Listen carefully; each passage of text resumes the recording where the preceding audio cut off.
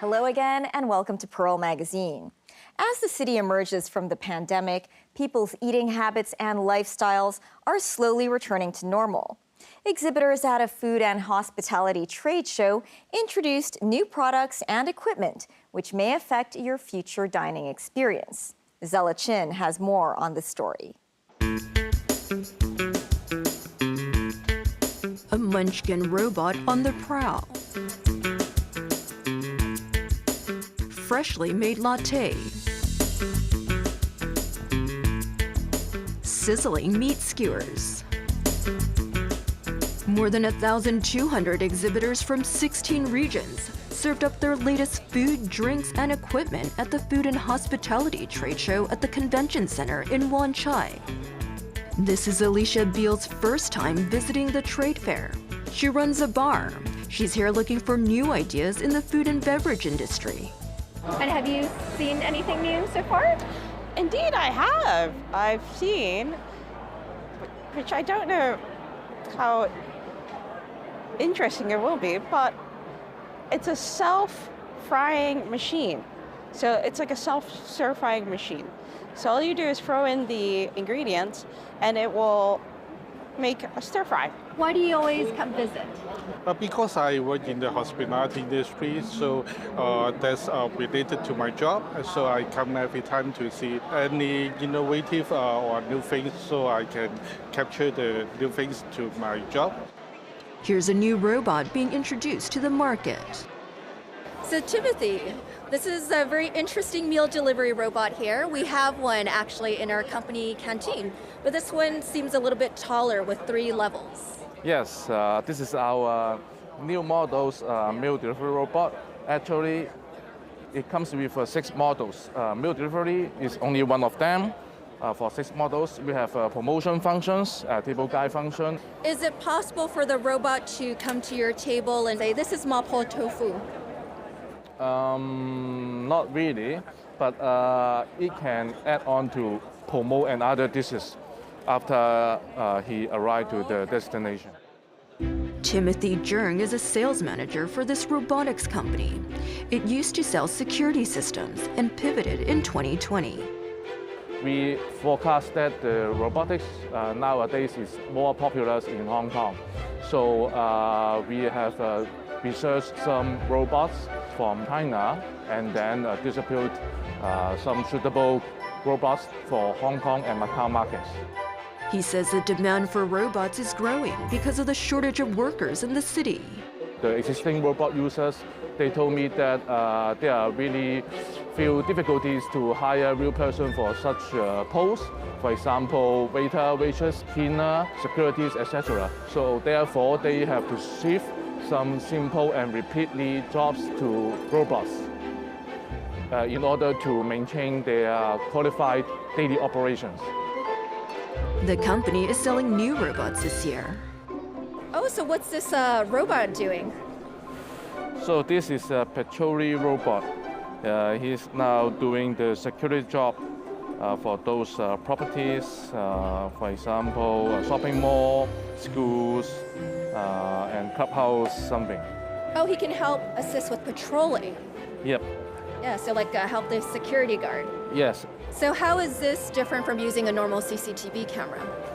I think this robot can give a different angle for the securities to see what is happening at the properties. Right. So they can have something from up above and maybe something from down below Yeah, both here. ways. And you're saying you can control it from the control room here, or from your smartphone, actually. So he sees us now. Yes. I guess we're suspicious. So Timothy, what does this headless robot do? This is our latest product for this year. We call it a coffee master robot. So when we put the coffee beans here, the robot can automatically make the coffee for the clients within 3 minutes. So we get to taste test it. Yeah, sure. Please. So it's like an espresso. Good shot of caffeine to get me through my day. Thank you. He says with the end of the COVID-19 pandemic, clients are willing to spend more money, and turnover increased by 50% in the first quarter this year compared with last year. Janice Lee was responsible for organizing this food and hospitality trade show. And she says there are a number of new trends that have emerged from the pandemic. One of the new trends is really the packaging, biodegradable or made with 100% natural materials. Yeah, so it helps to do the food and beverage sustainability. Yeah. So get rid of less plastic packaging. Exactly. I mean, more and more exhibitors having these kind of cutleries, different materials. This is 100% biodegradable, and even the cutleries is actually all made by natural products, natural recyclable products. So what other trends do you see in the F&B industry? Well, one of the trends is really plant-based meat. Yeah, it's been quite a few years, but since COVID, it's actually getting even more popular. Other than plant-based meat, you also got fish finger. Oh, yes. Yeah. All these different types of meats. Exactly. You got sausages. Yes. Otherwise, you can we really have different sense. It's really like hot dog. It's really like give you different tastes and different options. The scientists behind, they're actually working hard to do the innovations and improve the taste and the texture. Besides new types of food, exhibitors are showcasing new services for beverage. This exhibitor is from mainland China. We call it a 9 square meter box. It's a complete coffee shop and very clean design. And of course, it's with less space, but you have got everything here. We are even working with a robot, and It's very colorful, very orange. yes, we have different colors to use. We have a green, like we have silver, and you can even make a customer wish. So if it doesn't sell coffee, could you turn it into something else? Well, combined with coffee, you can make the breakfast, make the croissant. You can even make the beer bar, a cocktail bar, everything. It's the general kiosk. Right now, Jen has 20 shops in Shanghai and Suzhou, and he's attending the trade show to look for overseas agents. The competition in China is very, very hard, and that's why we would like to find some possibility overseas to get the better business opportunities.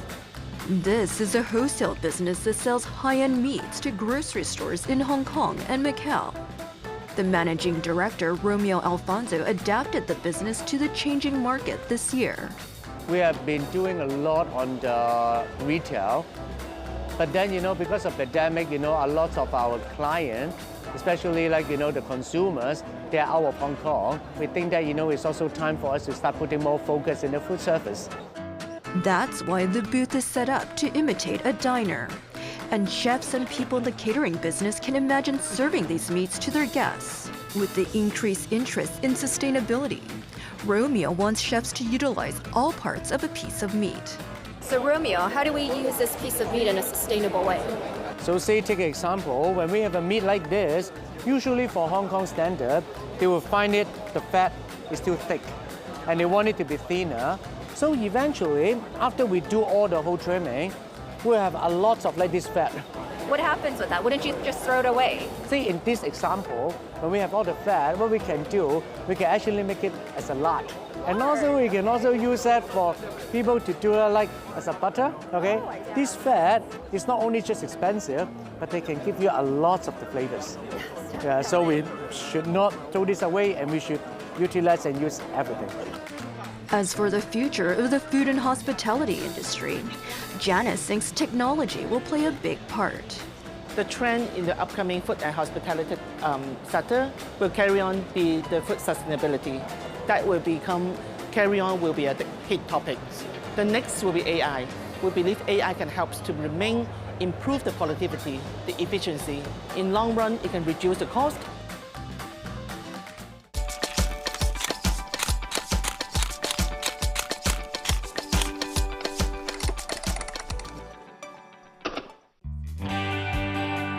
Herbert Yum leads a research team for market intelligence provider Euromonitor. He says people's lifestyles have changed since the end of the COVID-19 pandemic, which affects their eating habits. Are people buying more or less groceries in the first quarter of 2023? And how does this compare with last year? The outbound departure in Hong Kong actually increased tremendously. This is mainly because of people are returning to the travel behavior that they haven't experienced over 2 to 3 years. And therefore, this actually put a pressure in terms of the spending on grocery retailing because they no longer stay home as much as before. Are people dining out in restaurants in the first quarter of 2023? And how does this compare with last year? When we talk about the restaurant spending, the short-term recovery of tourism flow from mainland China is unable to replace the tourist outflow from Hong Kong to Japan. The main reason is because for mainland Chinese tourists, at least over the last quarter, the Q1 2023, most of them are actually seeking for affordable and authentic food in Hong Kong. They are not looking for some fine dining destinations. When we come back, a visit with the LGBT community in Hong Kong. Stay with us.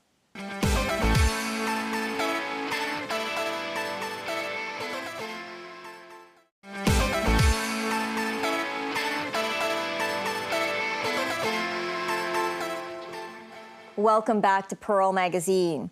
June is International Pride Month, celebrating the lesbian, gay, bisexual, and transgender, or LGBT community. While Hong Kong has taken steps to be inclusive, like hosting the Gay Games, there are still many obstacles, both legal and cultural, that make it difficult to live openly in Hong Kong. We didn't really seriously start dating until 2020, March.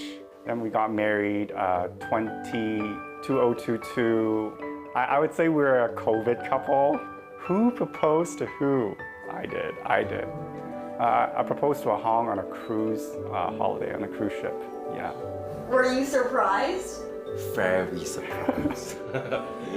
Very surprised. And so sudden. He said because it was a very special experience, that's why he said yes as well. What a loaded answer. Ah-Hong and Alan both do volunteer work for the LGBT community. Ah-Hong works as a freelance teacher and producer in theater and dance, while Alan works for an insurance company. Alan came out to his parents over a decade ago. It took about a year or two for them to adjust, and they saw me very seriously working on social issues and among the LGBTQ community, doing a lot of voluntary work, doing a lot of work with my husband as well. And they saw that our relationship is genuine. The importance I put in our relationship is nothing different from what their generation had, from what my mom and dad had. And from that, they can connect with us and see that, yes, your relationship is as blessed as ours. Alan went to university in the US, and when he moved back to Hong Kong in 2017, he became active in the LGBT community. I actually volunteer at a church. It's called BMCC, Blessed Ministry Community Church. I'm the current deacon of the church. Growing up going to church, it was important for Alan to find a place that accepted him. His work there and the volunteering he does is important enough to him that he wanted to be able to continue working there, even if it cut into his work week. I was super upfront with my boss, Alvin Kwok, and I said, hey, I actually do a lot of volunteering for the LGBT community. I am gay myself. Are you okay with it? And really, without any hesitation, of course, you are welcome. And we want you here in one degree because of your merits and your performance, not because of your sexual orientation. This means he works Monday to Thursday and does his volunteer work on Fridays and the weekend. In addition to this, his company, an insurance provider, decided to come out and offer insurance to the LGBT community last year. We want to break the status quo. We want to be innovative. We want to also take a stance, take some risk. Even though we know it might alienate some of the more conservative customers, we do really believe in corporate social responsibility. Alan says they cover critical illness and home insurance for the LGBT community. What makes the critical illness coverage inclusive is that it covers those who have HIV. You won't be rejected just because you're HIV positive. And then we have a team of actuary here and to actually look at your case very closely to make sure that we do our duty and include you as a customer. For our product, if you start out negative, but then unfortunately become positive later, we won't use that as a reason to reject your coverage. As for home insurance coverage, while gay marriage isn't legal in Hong Kong, in order to prove a relationship, couples would have to show they're in a committed relationship via a shared address on a utility bill or joint bank account over a period of time. We want to create a marketplace, create a future that is more equitable and more welcoming, accepting, and inclusive of all customers, no matter what sexual orientation they are. Raymond Young is a filmmaker who makes movies about LGBT issues. I think because a lot of people just assuming LGBT are in a particular type, like guys are fashiony and sort of like glamorous and feminine, and women are sort of like butch and, you know, sort of like they can't get a man, that's why they're lesbians, you know, all that kind of stereotypes, right? So I just want to debunk that and just want to represent them as just regular people, just like you and me, anybody everywhere, but they just have, you know, different kind of problems, and normalize it so that people don't see them differently. His 2019 movie, Suk Suk, about an older gay taxi driver and a retired single father, was critically acclaimed locally and internationally, winning numerous awards including the Golden Horse and Berlin Film Festival Feature Film Awards, to name a few. Despite this, he says it's still tough for him to raise money for his projects. Still trying to find money for this movie has been really difficult and a struggle as well. While I think, you know, there are other filmmakers, possibly if they have done a movie that is more mainstream, then for them to find money to do a second or third feature would be easier. He says being gay in the film industry in Hong Kong is difficult, and it's not just the funding that's tough. It's also the casting, as there is a stigma attached to playing a gay role, even if it's just acting. When I did Suk Suk, it took me a whole year to do the casting because a lot of the actors just did not want to do it. They just didn't want to play a gay role. The characters were in their 60s, so that generation of actors are a little bit more conservative. They all came out from the Shaw Brothers studio. And so they were all like very macho and sort of like kung fu masters and all that. So I think they didn't really want to play a role which they might tarnish their image. He says the industry is still very traditional in storylines and roles, so pushing the envelope and playing a gay character, if you're just starting out as an actor, could be risky. The gender roles are very, very defined. You know, guys have to be guys and girls have to be girls. And even the storylines are still very conservative in many ways. So they really do not allow actors to be different from the kind of gender mold that, you know, we are used to. As for coming out in the industry, he says only those who have become established are willing to take the risk. I think most of the actors that I know who came out already have a very successful career and felt that they're well known and they're at a place where they're comfortable and safe, and therefore they will come out. I don't think a lot of actors would come out if they're struggling or they're at the beginning of their careers. As for Ray, while he never officially came out to his parents, he counts himself lucky since his parents always accepted him. I think they have an idea, but we never really talk about it. I think it's part of the Chinese culture as well. It doesn't just apply to coming out, it actually applies to a lot of things. Everything is like swept under the table. Professionally, he set out to do LGBT stories from the start, so he entered his career openly gay. He's been in a 12-year relationship with Stan Vidal, who also works in the film industry as an actor and producer. my sisters, they all knew him, and yeah. Yeah, and same, my family knows him, like my parents and everything. Yeah. That's great. Yeah. And they know you're a couple. Yes. Well, we are in a bubble really, because like we work together and then we do LGBT movies, and we kind of have this, little kind of environment where we're surrounded by people who support us. Having a support system is important, as many in the LGBT community suffer from mental health issues, according to Jensen Yu of the Society of True Light NGO that works with the community. We are actually the first NGO in Hong Kong that is dedicated to promoting the self-acceptance among the LGBT community, and also we are the first one to advocating the banning of the conversion therapy in Hong Kong. He says of those people going through conversion therapy in Hong Kong, which is when individuals try to change their homosexual tendencies to be heterosexual using behavior therapy and drugs, 35% are recommended by counselors and 4% are recommended by doctors. We found that 1 in 5 individuals in the LGBT community, they actually try to change their sexual orientation because for reasons like I want to satisfy my parents, because the society is not accepting such kind of like same-sex marriage and stuff. Such attempts actually bring like emotional distress or even emotional disorder. Jensen says the traditional society of Hong Kong, coupled with a lack of laws to be more inclusive to the LGBT community, means that many suffer from mental health issues.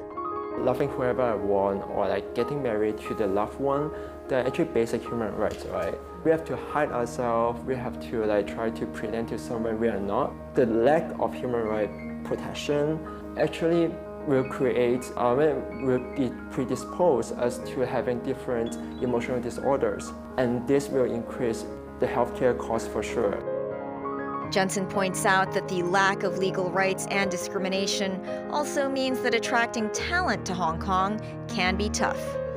A study conducted in 2021 by the CUHK, they actually found that more than 50% of the LGBT people, they have considered leaving Hong Kong because of the lack of LGBT relevant social policies. It is the higher income groups that are actually more likely to have considered leaving Hong Kong than the lower income groups.